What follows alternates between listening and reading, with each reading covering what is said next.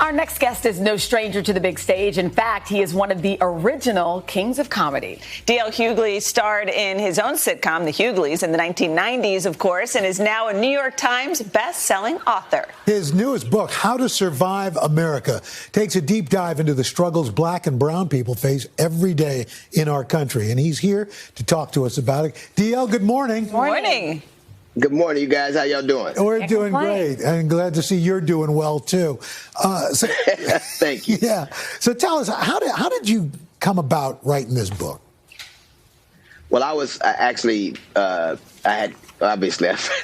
COVID. I passed out on stage, and I was at home, under quarantine, and I happened to catch the Surgeon General at the time, Rome Adams, and he was on, and he was basically telling black and brown people to stop drinking and smoking and eating poorly. And it occurred to me that no matter what the circumstance is, black people are always the number one suspect in their own demise. The fact that this was a pandemic that was basically destroying the world, everything was locked down, but for some kind of way, there was something in our behavior that predisposed us to it. Notwithstanding the environmental impacts of things we have, the fact that we can't eat certain foods because they're so far away, the fact that we have negligence in the medical community, but there always seems to be a special dispensation for whatever happens to us, as if it's our fault. Yeah. And I was recuperating, and I was like, so whenever something like that happens, I either write a book or I write a joke. There you go. And you did write the book. So, but first, we reached out to Dr. Adams, and he said in part both personal responsibility and fostering a society and health system that engenders trust and facilitates equitable access to healthy choices is necessary to heal our nation. So we just wanted to make sure we got that in too. But it's interesting to say this is from an administration that told us bleach was an antidote for the coronavirus. Now, bleach is great for Trump supporters because it's great for whites, but it's hell on colors, I'll tell you that. So I think it's interesting to have these conversations in the light of the fact that hundreds of thousands of people have died and dead in large part because of negligence and incompetence. And you can't, there's no getting around it. Yeah. DL, I want to ask you more about when you collapsed on stage. I'd imagine, right. I mean, the way you were treated, you probably had some resources that a lot of other folks wouldn't be able to have in that moment. So can you talk to me about how that kind of changed your perspective on what was going on? Well, I passed out on stage, and I obviously had no idea what was going on. And originally they were going to take me to the ghetto hospital, the one on Martin Luther King Boulevard. But then they found out through some kind of way I ended up getting transferred to a Saint. I think it was St. Vincent or St. Thomas. And the care was excellent. I remember when I got announced that I had COVID, I go back to the hotel. The hotel kicked me out. The airlines wouldn't fly me.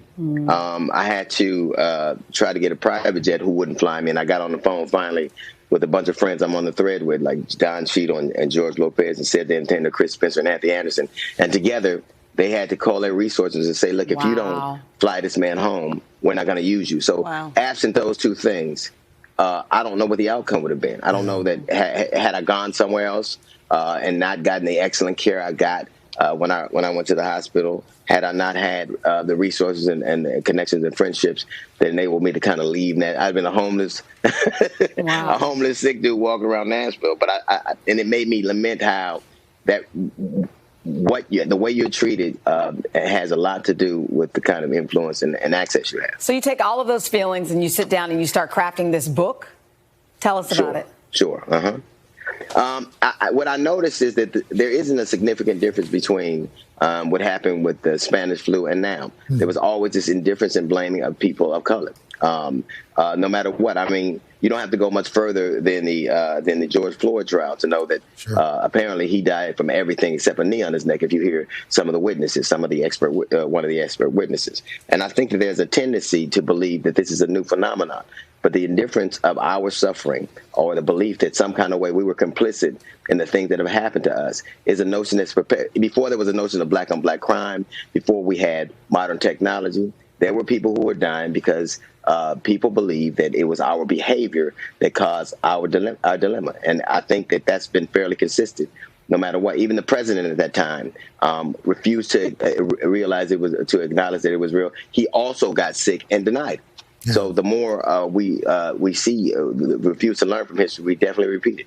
You know, I would be wondering, DL, if you were to reboot the Hughleys today, would it be a different show? Would it address this? And are you thinking about rebooting it to address those issues?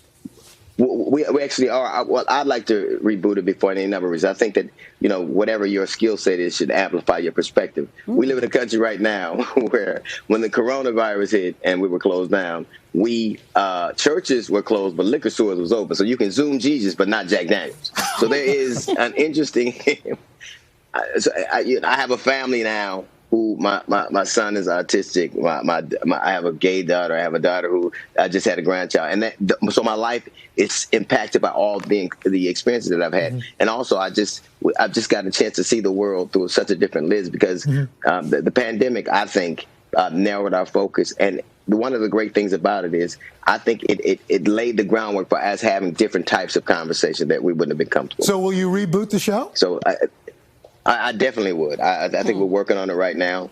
I don't know that it'll come back in the same incarnation, but there's going to be a guy with his family, and my last name is Hughley, so I guess it will. That'll never change.